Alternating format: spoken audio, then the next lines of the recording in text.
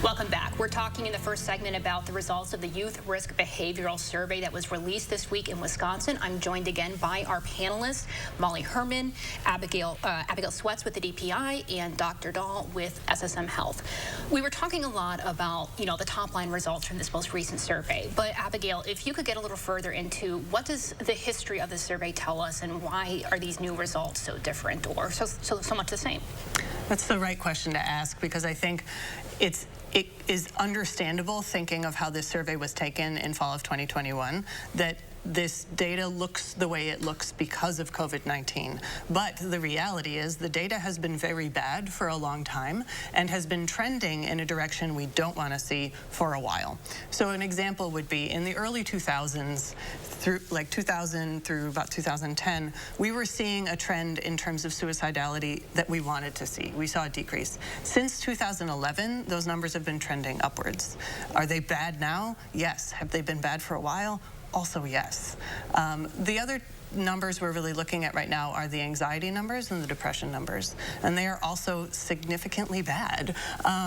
And also worse for certain groups of students, worse for our female students and significantly worse for our lesbian, gay, and bisexual students. And again, the trans data will be coming. So I think, again, when I say I have a bit of hope, a lot of it has to do with the fact that these are hard to ignore. We cannot ignore them any longer. And I think we might be in a place where we could have that discussion more.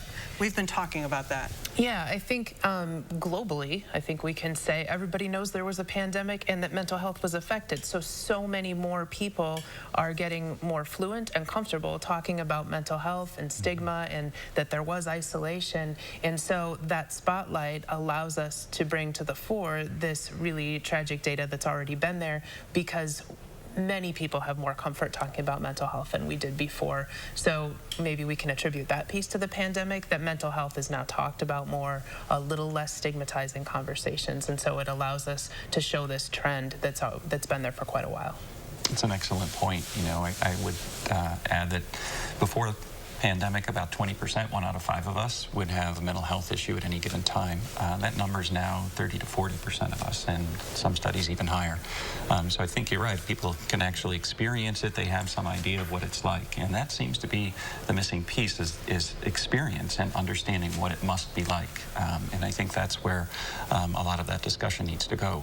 We have friends, we have relatives, we have people that are touched by mental illness, suicide, anxiety, and sometimes we don't know even how to ask. And they're asking the question, doesn't put the idea in anyone's head. We just need to ask, how are you doing? Are you okay? What's going on? Do you feel safe? Absolutely. Let's take our last couple minutes. This has been a dark conversation. Let's end on a little bit of a high note. Let's talk solutions, resources. Dr. Dahl, I'll start with you. Sure. So there are a lot of resources out there. First and foremost, 988. It connects you with resources, the call to make. But parents oftentimes don't know what to say or how, or even others. There's a formula, QPR, question, persuade, refer.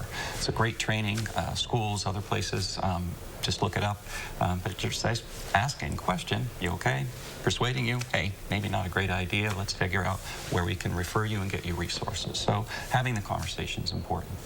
There's an app that's free. SSM sponsors a Got Your Back app. And there are other ones out there that really help us learn emotional self-regulation skills and also reach out. And then there's a variety of safety plans. The Stanley Brown safety plan is a really good one.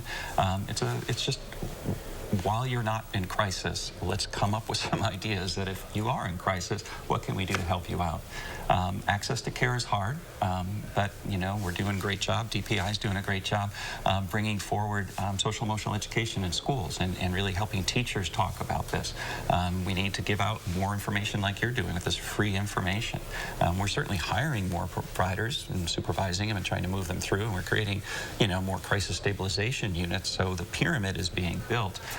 But I think those are the kinds of things that people want to know, is what do I do? And first is just validate, and listen and just be present in someone's life. That one person can really make a difference.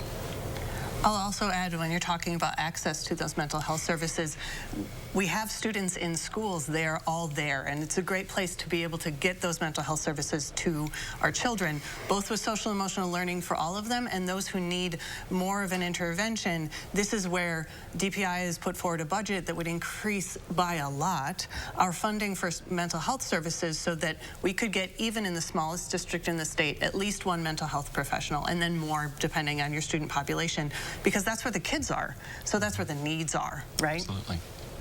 And I think that the solutions, particularly for LGBTQ+ students, are fairly simple, and that students have told us what they need. And so we've already talked about pronouns can save lives. Using the pronoun and name that the student requests significantly reduces the chance that they'll attempt suicide. Having one supportive adult, same thing. It's a suicide prevention strategy, and I don't know how we could argue with that a supportive adult in the life of any student is important.